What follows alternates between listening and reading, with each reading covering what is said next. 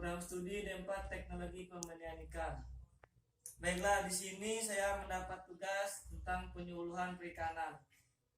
Dikhususkan tentang penyuluhan pembenihan.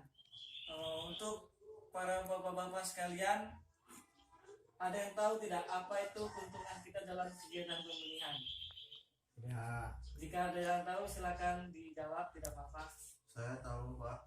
Oh ya, silakan Pak. Yang pertama, waktu pemeliharaan lebih singkat. Yang kedua, biaya produksi lebih sedikit.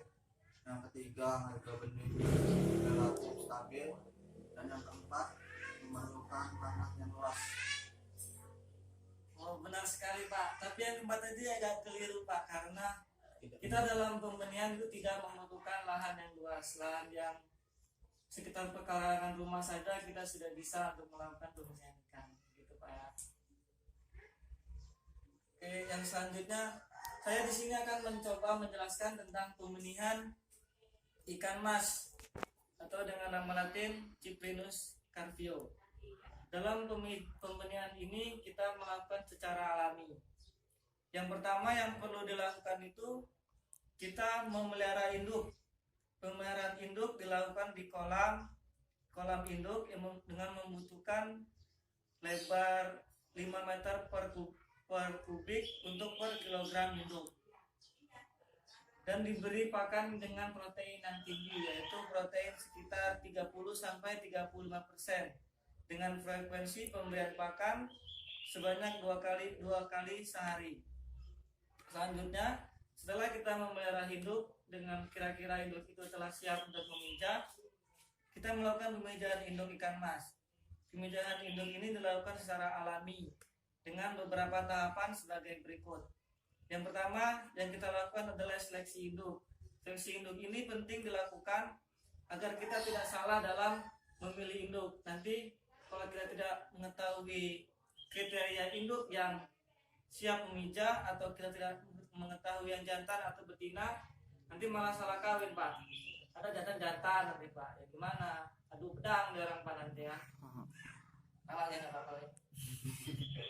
Setelah itu kita memilih induk yang siap memijah. Untuk kriteria induk yang siap memijah itu kita lihat dari induk perempuan atau induk betina itu perutnya itu sudah membesar, dan bila kita urut ke arah bagian alat kelaminnya itu sudah mengeluarkan telur. Begitu pula yang jantan. Yang jantan biasanya ukuran tubuhnya itu lebih ramping dan gerakannya gesit. Bila kita urut di bagian area perut itu mengeluarkan spermanya. Itu merupakan induk perbedaan induk jantan dan betina. Ketika membedakan induk itu siap memijah atau tidak, itu kita lihat dari warna sperma dan ukuran telur yang sudah seragam. Biasanya itu menjadi kriteria dalam kematangan gonad dalam induk itu. Setelah dilakukan seleksi induk, kita menyiapkan bahan pemijahan. Bahan pemijahan itu berupa kolam dengan berukuran 2x4 atau secukupnya lah. Kalau kita punya induk banyak bisa lebih lebar lagi.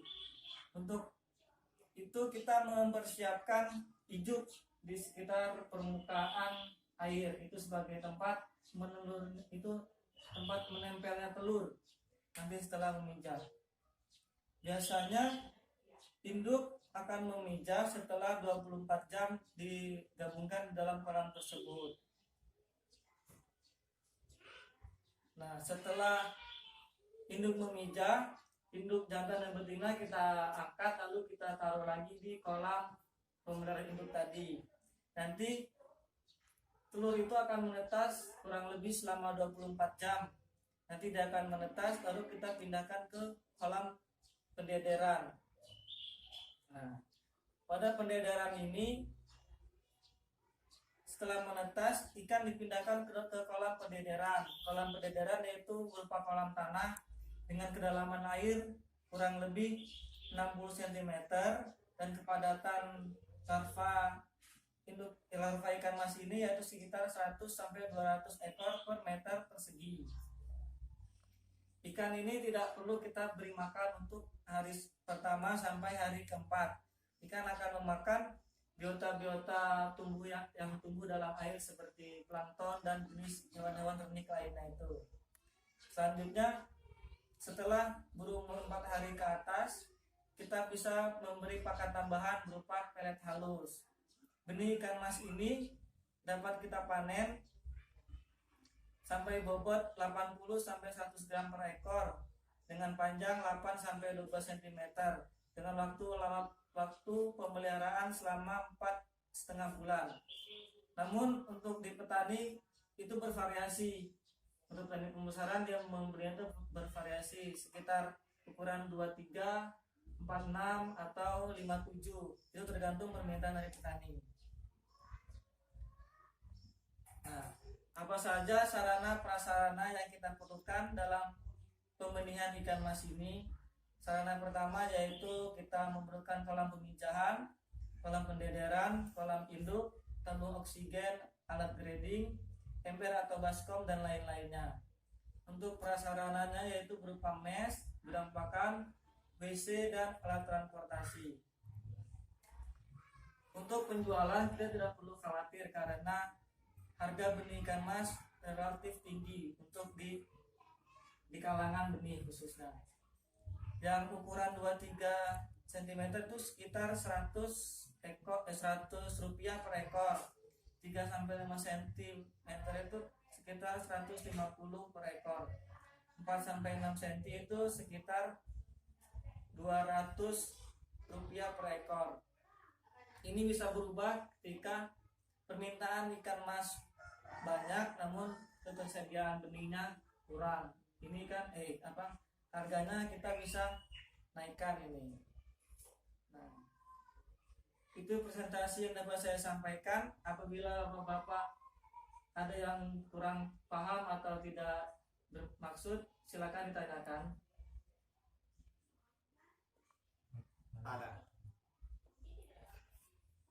Ada tidak?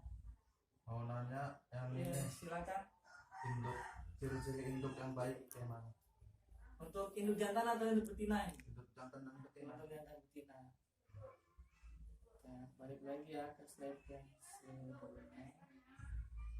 Nah, untuk kriteria induk jantan dan betina yang baik itu seperti apa?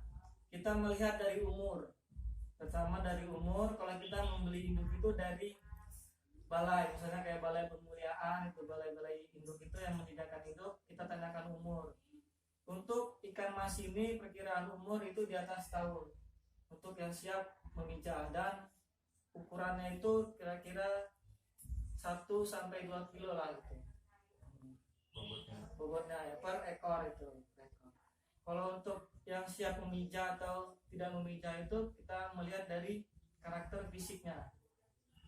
Fisik telur dan spermanya itu kita lihat. Kalau telur untuk betina biasanya ditandai itu seperti telurnya itu telah berukuran seragam dan telah warnanya itu transparan gitu, itu siap memijah. Kalau untuk induk jantan biasanya itu spermanya itu berwarna putih kental. Bila kita urut itu ada putih kental, itu spermanya sudah siap memijah. Bagaimana Pak? Apalagi? Saya. Silakan Pak. Tadi kan di slide itu kan dikatakan bahwa untungnya memelihara ikan di sekitaran rumah itu salah satunya harga benih relatif stabil. Ya. Nah, itu kenapa bisa relatif stabil? Karena benih ini Pak, permintaannya itu banyak Pak. Tidak seperti kalau ikan pembesaran itu permintaannya kan relatif dikit, hanya sekitar 10 kilo atau 100 kilo itu untuk sekali pembelian. Kalau untuk benih ini paling tidak itu 1000 sampai 2000 ekor itu untuk sekali pembelian. Karena dalam kita pembesaran kita membeli 100 benih, itu belum tentu 100 benih itu hidup semua sampai pembesaran. Nah, untuk mensiasati kematian saat pembesaran, banyak petani pembesaran itu membeli benih sekalian banyak untuk stok gitu Pak, maksudnya itu. Jadi karena permintaannya ini banyak, setiap benih ini permintaan yang banyak, itu makanya harga tuh relatif stabil dibandingkan di pembesaran. Karena juga biaya pakan itu kita ini lebih ringan gitu daripada pembesaran. Bagaimana? Sudah jelas Pak? Jelas Pak. Apakah ada yang ingin ditanyakan lagi? Perfect. Oke, baiklah. Presentasi penyuluhan yang dapat saya sampaikan, semoga dari presentasi ini kita dapat menumbuhkan jiwa-jiwa wirausaha, khususnya wirausaha di bidang perikanan ini. Amin. Untuk Bapak, apakah sudah ada yang mulai dari usaha pembenihan? Insyaallah. Sepertinya Bapak ini sudah mulai nih kayaknya. Kemarin melihara apa Pak? Benih cupang Benih cupang. Sudah umur berapa Pak? umur 2 bulan. Baiklah Pak. Semoga lancar Pak ya. Amin. Baiklah, presentasi saya akhiri. Bila ada kata salah saya mohon ampun, mohon maaf, dan kepada Allah saya mohon ampun. Saya akhiri. Wassalamualaikum warahmatullahi wabarakatuh.